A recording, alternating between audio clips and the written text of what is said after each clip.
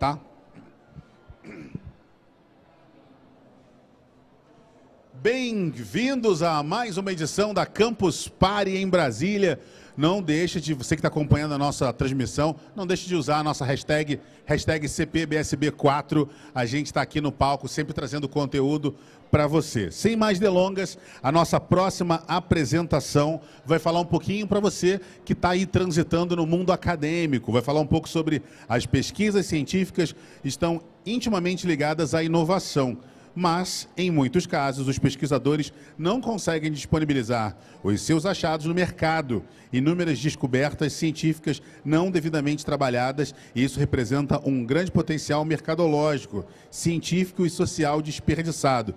Principalmente mudar as expectativas em relação à prática científica no Brasil. E olha, eu posso trazer para você com muita propriedade que a gente não dá atenção. Esse mesmo aparelho que está na minha mão aqui, ele é o resultado de diversas patentes diferentes investidas pelo governo americano que juntaram e criaram, foram adquiridas pela Apple para criar o iPhone. Então, se você quer entender um pouco mais de como a gente pode olhar para o mercado de pesquisas e olhar um pouco para como essa comunidade acadêmica está se desenvolvendo, vem para cá acompanhar essa próxima apresentação agora, com o título Empreendedorismo Científico no Brasil, Desafios, Oportunidades. E a vocês que estão aqui, eu peço uma salva de palmas para Jaqueline Alecrim, que vai subir no palco agora. Bem-vinda, Jaqueline.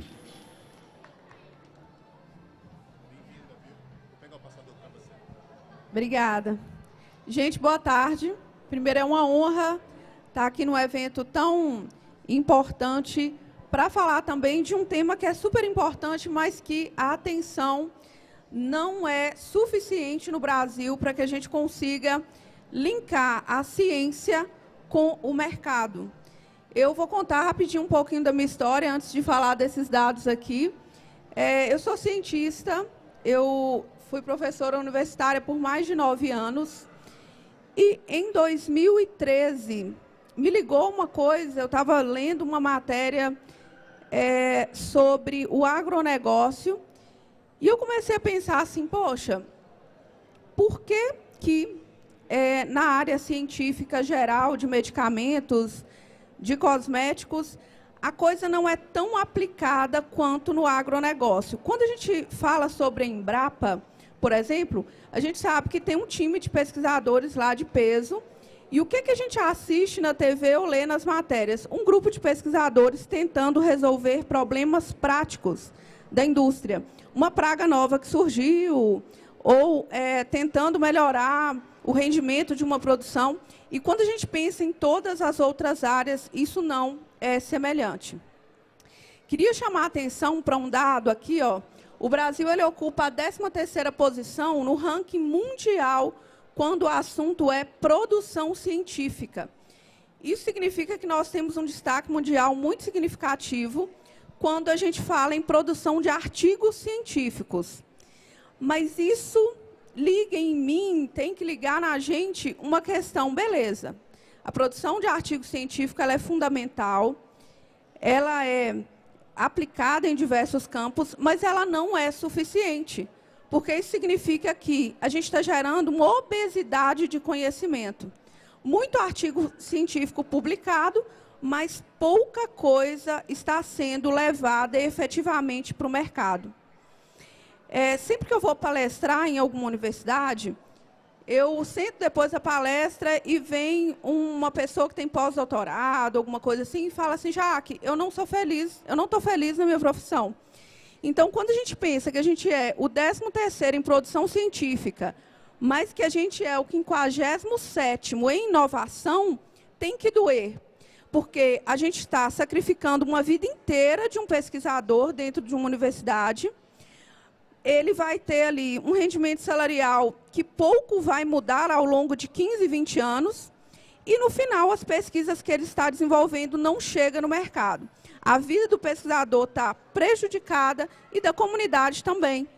Então, a gente precisa pensar sobre isso. Poxa, por que essas pesquisas não estão se transformando em produtos ou em serviços para o mercado? Quando eu comecei o meu trabalho em 2010, como professora universitária, isso já me incomodava, a forma, a cultura que isso é feita no Brasil. Existe uma elitização do conhecimento. Então, assim, a pessoa vai chegar e falar assim, ah, você é pesquisador, quantos artigos você tem publicado? Eu perguntaria diferente. Quantas patentes você já registrou? Por quê? Publicar artigo é maravilhoso. Eu publico, eu faço questão de fazer uma publicação científica a cada 6 meses, isso é importante, isso é um legado para que outros cientistas utilizem aquele conhecimento, mas investir na carreira, investir na produção de patentes é fundamental para o nosso país e para a vida do cientista também. Então, em 2013, eu resolvi sair da caixa. Então, eu trabalhava em algumas universidades, não consegui apoio na Universidade Federal, onde eu ministrava pós-graduação, mas consegui apoio em uma universidade particular. Cheguei e falei, olha, eu quero desenvolver uma linha de pesquisa, mas eu não vou fazer uma produção de artigo científico dessa linha, eu quero produzir uma patente. A universidade falou, poxa, que diferente, né? Eu tinha ali vários colegas cientistas que acharam aquilo, no mínimo, esdrúxulo. Tipo, como assim você não vai fazer uma pesquisa só para publicar artigo?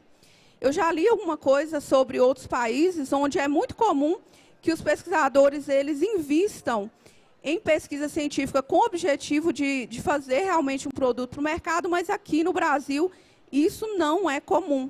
Isso não é nem bem visto numa conversa inicial.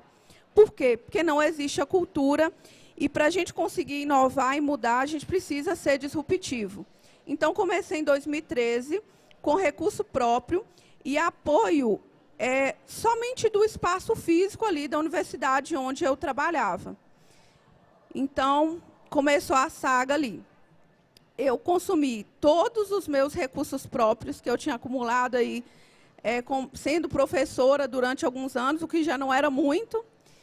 Mas fui persistindo e falei, eu quero desenvolver um produto. Eu já trabalhava na área de pesquisa e desenvolvimento de medicamentos, mas no Brasil isso é feito em prol das grandes multinacionais. Então, funciona assim, o pesquisador trabalha, vende o serviço, aquilo é patenteado e ele fica a ver navios. Né? Não tem, por isso que não há aquela motivação dele investir e produzir algo para ser patenteado, porque ele não é remunerado de maneira suficiente para aquilo.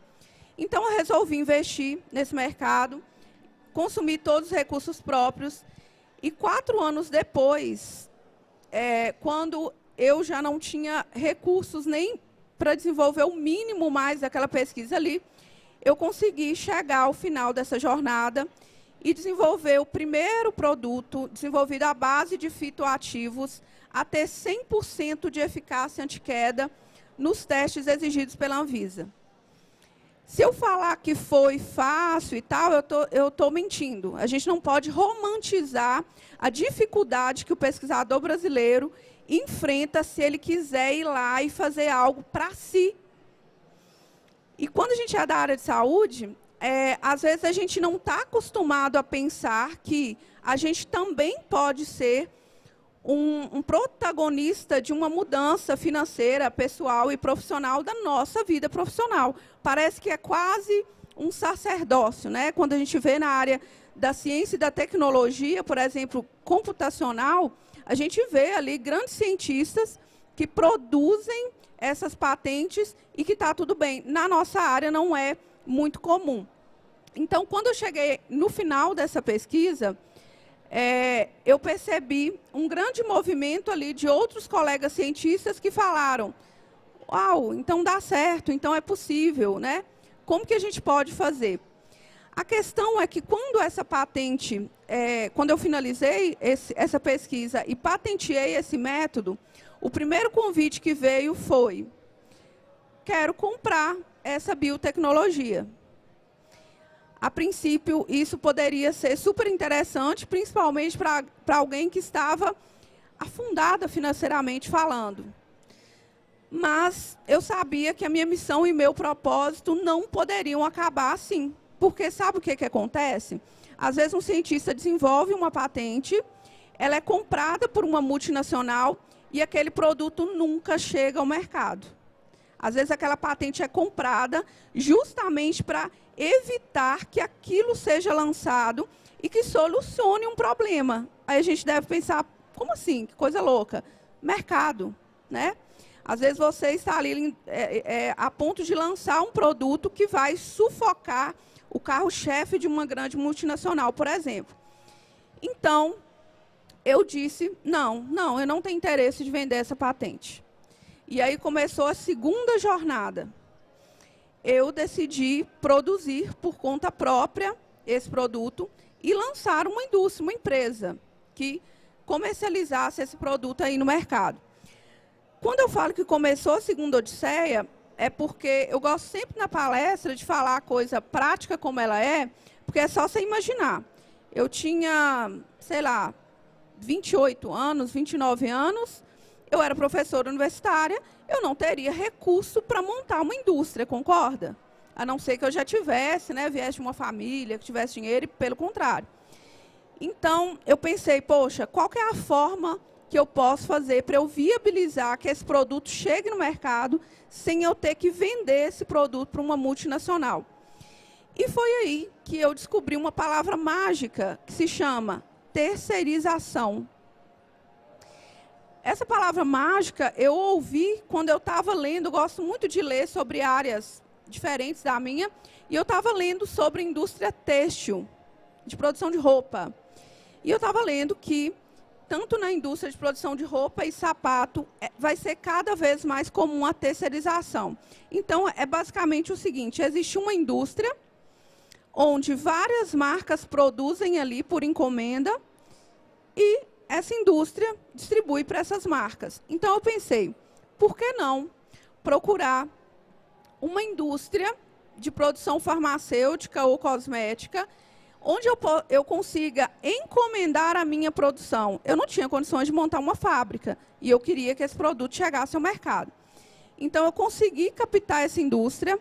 A gente fez um contrato de confidencialidade ali, né, porque era uma patente, e essa indústria passou a produzir a minha tecnologia. A gente começou com 1000 unidades de produto. Então, primeiro conselho da palestra, né, quem quer empreender não pode ter vergonha de começar pequeno. O primeiro lote do meu produto, que é o Cafeins Therapy, tinha 8 unidades. E eu vendia pessoalmente para os primeiros 8 clientes. Quando a gente industrializou, o primeiro lote teve 1000 unidades. E a gente, por que eu falo que a gente não pode ter vergonha de começar pequeno quando a gente empreende? Porque muita gente acha que empreender é arriscar, mas não. Empreender é estudar o mercado e você ousar ali, tentar algumas alternativas, mas de maneira pensada e programada. Errar pequeno, né? Errar pequeno. Então, inovar te dá essa possibilidade de errar pequeno. Então, a gente começou com 1000 unidades de produto. Hoje, a gente soma mais de 100.000 unidades e nós estamos em todos os estados brasileiros e em mais de 11 países a gente tem clientes da nossa marca. Quando eu chego em um lugar e falo que eu sou cientista e empreendedora, as pessoas falam, não, que legal, é quase um extraterrestre. Mas se você parar e pensar que nós somos o 13º em produção científica, isso tinha que ser muito comum. A gente tinha que esbarrar com um cientista empreendedor em cada esquina, independente da área de atuação desse cientista. Por quê? Todo cientista é um grande detentor e um grande produtor de conhecimento. E conhecimento não pode servir para ficar só em artigo e livro. Ele tem que ser convertido em algo prático que chegue ao mercado. Então, a gente não pode se acostumar com a ideia de ser um grande produtor de conhecimento e estar tão defasado assim no ranking mundial aí de inovação. Olha outro dado super preocupante. De todas as patentes, né, registradas no Brasil, esse último aqui, vou falar do segundo depois, apenas 20% dos depositantes de patentes no Brasil são brasileiros. De 100% das patentes depositadas todo ano, apenas 20% dessas patentes são depositadas por brasileiros. Isso te choca? Muito. Por quê? Significa que 80% das patentes registradas são registradas por pessoas de outros países, para serem exploradas, aquela tecnologia ser explorada aqui no nosso país. Se a gente tivesse defasado no ranking de produção científica, eu nem pensaria que isso é um grande problema, mas nós não estamos. Nós somos grandes produtores de conteúdo científico aí, mas no ranking aí de produção de inovação, a gente enfrenta esse cenário. Outro dado preocupante é que o nosso número de registro de patentes caiu 20% nos últimos anos. E a gente continua subindo no ranking de produção científica. Sabe o que eu enxergo como exemplo? Isso aqui parece um aluno que estuda muito, sabe muito, mas ele não vai no dia da prova. Ele não vai. Não está sendo convertido em produto e nem em serviço. Será que está faltando a gente dar um clique a mais na mente desses cientistas para eles pensarem assim, existe outro caminho a não ser a produção de artigo? Ou, é a última frase que tem no meu slide, mas eu vou adiantar. Será que estão sendo produzidos conteúdos científicos necessários? Porque eu tenho uma frase minha que eu digo o seguinte, o importante de uma inovação é que ela seja necessária. Não adianta eu desenvolver prancha para golfinho. Já nada. Não adianta. Eu preciso desenvolver tecnologias que sejam necessárias. Então, hoje o meu trabalho, ele se baseia em conduzir a minha empresa se chama Magic Science Brasil, né? A mágica da ciência aí, o poder que a ciência tem de transformar. Além de conduzir a empresa, o meu propósito hoje é fazer com que mais e mais cientistas entendam que conhecimento sem aplicabilidade é um prejuízo enorme para a vida do pesquisador e para a sociedade também. Hoje, a gente encontra no mercado muita coisa que não faz o que promete, que coloca em risco a vida de quem utiliza. A gente, como profissional, né, como pessoas que cursaram uma graduação, a gente tem o hábito de falar assim, nossa, as blogueiras ficam dando dicas e não sei o quê. Mas sabe o que eu penso? Enquanto os bons estão silenciados, quem não está preparado está falando. Então, por que não cientistas ali na rede social, produzindo dicas confiáveis, produzindo tecnologias e serviços confiáveis? Sabe qual foi a minha primeira pesquisa, que eu considero uma pesquisa realmente aplicada? Foi quando eu estava lá folheando um dia o YouTube e eu vi muitas pessoas utilizando óleo de coco no cabelo. Eu poderia ter tido duas posturas. A primeira é a deletização da ciência. Não, o que é isso? Olha, que dica é essa? Olha, um monte de gente que nunca estudou nada sobre cabelo falando. Era uma postura que eu poderia ter. A segunda postura poderia ter sido, e foi, peraí, será que é eficaz mesmo? Será que é eficaz mesmo para o cabelo? Será que é seguro? Quem pode responder isso? A ciência. Então, parece que com o advento da tecnologia, criou um grande muro. De um lado, quem não tem o conhecimento prático falando, isso indica alguma coisa, indica que as pessoas querem saber. E do outro lado, quem tem conhecimento, criticando, falando, olha, não tem formação e está falando de cabelo, o que a gente tem que fazer, então, como profissional? Estudos aplicáveis. Então, eu fui lá, levantei no outro dia de manhã e falei, peraí, deixa eu ir para o laboratório, estudar as características físico-químicas desse óleo, deixa eu estudar na literatura se tem registro de reação adversa, reação alérgica à utilização desse produto, deixa eu entender como que ele penetra na fibra capilar. E, no final das contas, o que eu produzi? Uma inovação necessária. A gente olha ali, ó, a China, ela está no primeiro lugar do mundo, ela ultrapassou os Estados Unidos em registro de patente. Isso significa que o mundo precisa acordar, né? A gente precisa acordar. Então, quando eu pego algo que está na rede social, que as pessoas estão falando, e eu, como cientista, pego aquele movimento, investigo e faço uma investigação científica, eu estou investindo em uma inovação que é necessária. E sabe o que é mais curioso? As grandes pesquisas, as mais inovadoras do passado, que solucionam a nossa vida até hoje, foram construídas a partir da observação do que estava acontecendo, do que as pessoas precisavam, né? A gente pega a penicilina aí. A penicilina ela foi produzida por quê? Porque o mundo estava em guerra, estava perdendo muito soldado. E aí Fleming estava lá, trancado no laboratório, tentando isolar alguma substância que tivesse potencial antimicrobiano. Um belo dia, por causa de uma contaminação fúngica nas placas que ele estava pesquisando, ele percebeu que aquilo ali tinha matado bactérias e descobriu a penicilina, que mudou o futuro da humanidade. O que eu estou querendo te mostrar é complicaram a ciência ao longo dos anos. Elitizaram a ciência ao longo dos anos. E isso está afastando a ciência das pessoas, o resultado prático dela. Então, que a gente possa, como cientista ou não, simplificar novamente a ciência. Fazer com que ela seja prática, aplicável e que ela chegue ao mercado e às pessoas em forma de soluções. Então, era isso, a palestra ia ser super rapidinha mesmo.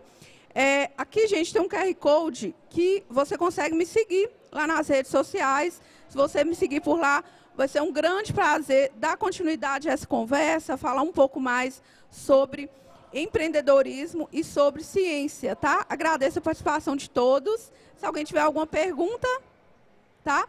A gente pode, acho que tem já um palestrante para entrar depois. É isso, gente. Obrigada. Até a próxima.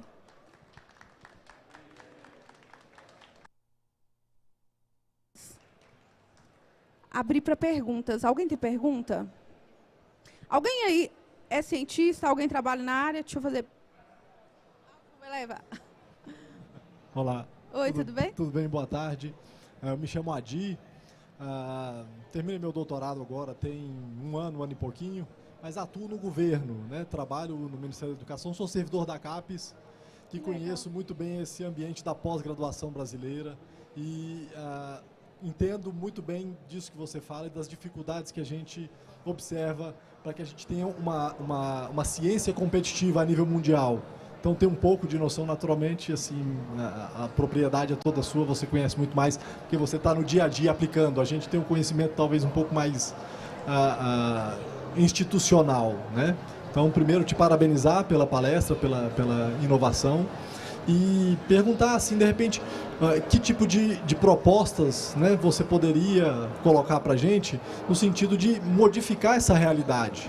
Uma coisa que certamente você sabe é que a pesquisa brasileira hoje, ela é em grande parte feita pelas universidades federais, pesquisadores das universidades federais. E os pesquisadores das universidades federais, eles têm um regime de contratação que é exatamente isso que você falou. Tanto faz ele não produzir nada, quanto ele ser o maior produtor de conhecimento do país, ele vai continuar financeiramente tendo aquele mesmo patamar. Naturalmente, a gente tem alternativas, né? Tem projetos de pesquisa que ele participa, tem uma série de possibilidades, mas nem todos têm acesso, né, a esse tipo de financiamento. Então, a gente sabe que a realidade é um pouco difícil de ser transformada de forma mais ampla. Né? Individualmente, de repente, tem uns casos de sucesso, como a gente tem casos em que egressos do programa Ciências Sem Fronteiras, que a gente participou e desenvolveu patentes, e chegou a vender essas patentes, né, para o exterior, tendo lucros bastante fantásticos, enormes, né? Milhões e milhões de dólares foi vendido uma empresa por conta de uma patente que um estudante da área de saúde também desenvolveu. Então, desculpa, né, essa introdução toda aqui, mas é só para perguntar se eventualmente tem alguma proposta, alguma luz no fim do túnel, como é que a gente pode abordar essas questões. Suas colocações foram brilhantes. Primeira certeza que eu tenho, eu consegui desenvolver essa patente porque eu não me formei em uma universidade federal. Essa patente, para mim como cientista e pesquisadora. Quando eu tentei, lá em 2005, fiquei super chateada, fiquei em excedente e tal, e aí eu ganhei uma bolsa do ProUni na época. E aí falei, vou ingressar, vou fazer me formei em uma instituição privada, mas eu acho que não importa de onde vem seu conhecimento, e sim como que você aplica. Sou de uma cidade muito pequena do interior de Minas, que se chama Capelinha. Estudei em escola pública e a minha única chance de mudança era aquela. Então, quando a gente pensa em ferramentas, o que eu percebo hoje? Primeiro, o ímpeto que vem de dentro, o pesquisador olhar para o seu trabalho e falar assim, o que eu posso fazer demais com isso aqui, por mim e pela comunidade. Quando a gente pensa na prática da pesquisa aplicada para se tornar uma patente, eu acho que a gente precisa aproximar cientistas e investidores. Eu dei esse primeiro passo agora, recentemente, com uma grande investidora nacional, que é a Cris Arcangeli. Firmei uma parceria com ela e falei, Cris, a gente precisa fomentar fóruns no mercado onde a gente coloque frente a frente investidores e cientistas. Primeiro, para que as pessoas não precisem passar por aquela odisseia inteira que eu enfrentei e que ela possa começar e falar assim, olha, eu tenho uma ideia de pesquisa que pode se tornar um produto e ter um financiador para aquela ideia, para aquele empreendedor cientista.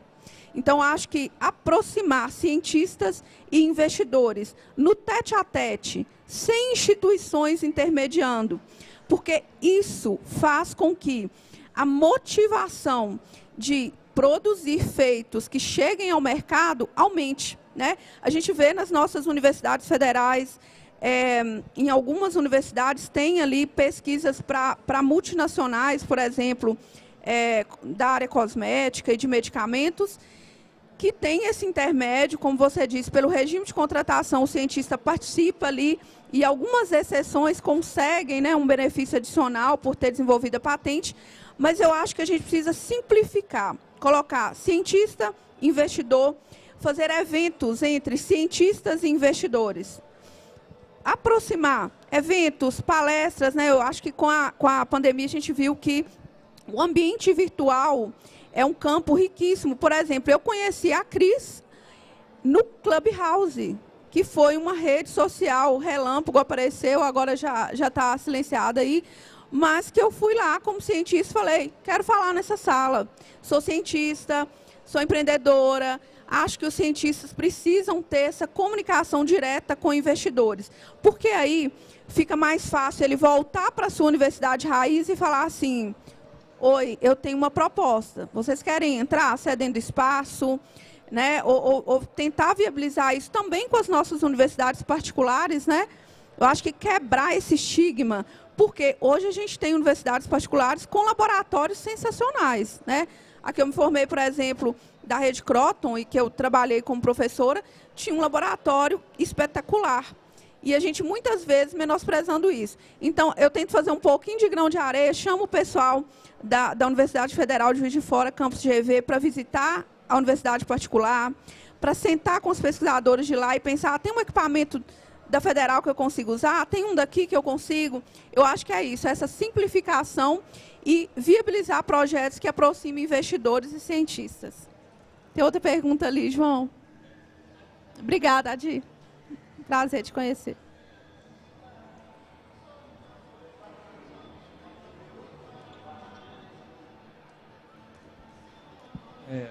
Olá, parabéns aí pela palestra. Eu também Obrigada. Sou pesquisador e eu achei interessante a pergunta ali do colega, né, que trabalha no MEC. Como que é seu nome? Átila? Adir. Porque ele está perguntando assim, né, como a gente, ao invés de apenas produzir, gerar patentes e, quem sabe, também até mesmo empreender. E aí esbarra num problema que é a dedicação exclusiva. Então, por exemplo, a gente já tem a tradição de publicar artigo, porque é um caminho, um processo que já está definido.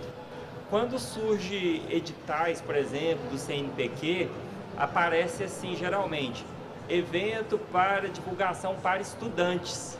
E aí o pesquisador que queria fazer parte, por exemplo, de gerar um produto, de gerar um processo, eu acredito que tinha que ter uma norma que falasse o seguinte, olha, da mesma forma que você tem direito autoral de um livro, você poderia ter ações nessa empresa que fosse gerada. Porque aí ele iria gerar um produto, gerar um processo, e a partir disso ele ia ter participação, ele não precisaria ser excluído por causa da dedicação exclusiva. Então, eu tenho esse comentário, né, e queria ver se vocês poderiam comentar a respeito da minha sugestão e outras que vocês possuem, para que os pesquisadores, que eu vejo muito essa vontade deles de criarem produtos, mas não tem assim, uma linha muito definida. Quando tem, eu vejo muito voltada para estudante. Verdade, acho que a Adi vai falar também, né? Então, eu falo assim, quando eu comecei em 2013, em 2017, quando eu finalizei a pesquisa, eu me senti assim, em uma sala escura, porque não existia muito bem um caminho para falar assim, tá, Jaqueline, como que você vai conseguir chegar com esse produto ao mercado? O primeiro desafio foi quando eu entrei no Google para saber quanto que era o custo para o registro de uma patente. Eu já estava falida, literalmente. Com um bebê pequeno, o Pedro hoje tem 7 anos, mas ele estava pequenininho. Rafael tinha um golzinho, Volkswagen, a gente vendeu no último ano de pesquisa para a gente conseguir finalizar. Então, quando eu vi aquele preço ali, eu quase caí para trás. Falei, não, que legal, agora eu desenvolvi pesquisa, não tem dinheiro para registrar a patente. E aí, vem de novo a comunicação. Eu tinha me encontrado um dia em uma reunião com o pessoal da UFMG e eu conheci uma moça chamada Rosângela. E aí ela me falou assim, já que eu trabalho com registro de patente. Falou, ficou aquele nome no ar. E aí, como que eu fiz? Não tinha dinheiro para pagar uma empresa formalizada, fui atrás da Rosângela. Rosângela, eu preciso registrar essa patente, eu não tenho dinheiro para pagar o que eles cobram por aí, a gente pode combinar algo? E eu não consigo te pagar agora também não, Rosângela. Eu consigo te pagar daqui a 6 meses, quando eu conseguir vender os primeiros produtos. Ela olhou, pensou assim, não, fácil, Jaque, R$800. Falei, não, eu até consigo te pagar, ué, de 100 em 100, vou te pagando aí, te paga até lá. Olha a diferença, uma empresa cobraria 20, 30 mil. Então, a desburocratização do processo faz a inovação acontecer. Né? Quando inventaram a roda, com certeza não tinha 1000 burocracias para o cara chegar lá e... Não, é papum, está aqui a solução, o mercado tem que estar aberto para receber essa solução. Então, se a gente tivesse um grupo unido, uma sala de bate-papo, podia ser uma sala de Instagram, gente, não importa. Que a gente conseguisse comunicar, você falou assim, fiz uma patente, eu ia te falar, vou te passar o contato da Rosângela. Ela vai te ajudar no registro da patente.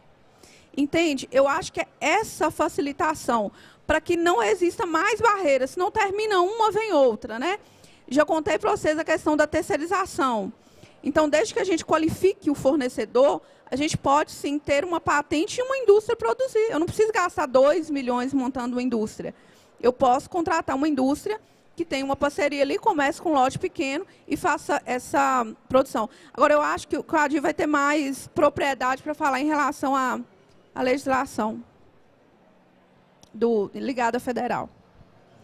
Obrigado. Desculpa, já que... Como é seu nome? Desculpa. Bruno. Importante sua intervenção, Bruno, porque assim, hoje, o que a gente percebe quando a gente fala de pesquisa no Brasil? Hoje a CAPES, ela trabalha muito fortemente com 2 vertentes, né? Ela trabalha no fomento à pós-graduação e ela trabalha na avaliação da pós-graduação. Então, a avaliação da pós-graduação, ela é muito voltada para a produção de artigos científicos. É claro que cada área do conhecimento tem a sua especificidade, né? Mas falando das hard sciences, né, se a gente pensar nesse sentido, naturalmente, o foco ainda é na produção de artigo científico. Tem um movimento dentro da instituição e dentro dos comitês de avaliação para que a parte de patentes, né, se torne cada vez mais importante. Porque é justamente isso que a Jaqueline tem falado. A gente, às vezes, produz um conhecimento inútil. Muitos doutores são formados, a gente tem metas no... Ele ganha, assim, na verdade ele ganha registrando a patente. Do ponto de vista da avaliação da pós-graduação, isso é bom para o conceito do programa de pós-graduação, isso é muito positivo. Para o pesquisador, ele praticamente, a não ser que tenha alguma aplicabilidade propriamente dita e que isso gere dividendos, aí ele pode ganhar alguma coisa, mas isso é muito raro de acontecer. Então, não tem algo muito direto, assim, que você registrou uma patente e você automaticamente já tem um benefício financeiro. Certamente, certamente. Agora, a gente pode, eu acho que encerrou aqui o assunto, a gente pode conversar daqui a pouquinho próximos aqui, porque existe a Embrapi, não sei se vocês conhecem, né, a Embrapi. A Embrapi é uma empresa que faz exatamente essa vinculação do que é produzido na academia com a necessidade de mercado.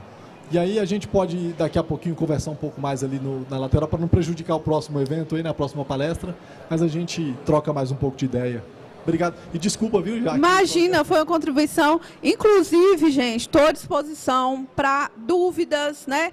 Meu sonho é ver cada vez mais cientistas empreendedores chegando no mercado, estando nas matérias, né? Eu vejo, quando a gente alcançou o exame, outras matérias, justamente para quê? Para que desperte em outros pesquisadores essa visão de que é possível chegar no mercado. Contem comigo, inclusive, para a gente pensar em estratégias juntos, né? De comunicação para viabilizar isso, tá bom? Obrigada, gente, foi um prazer.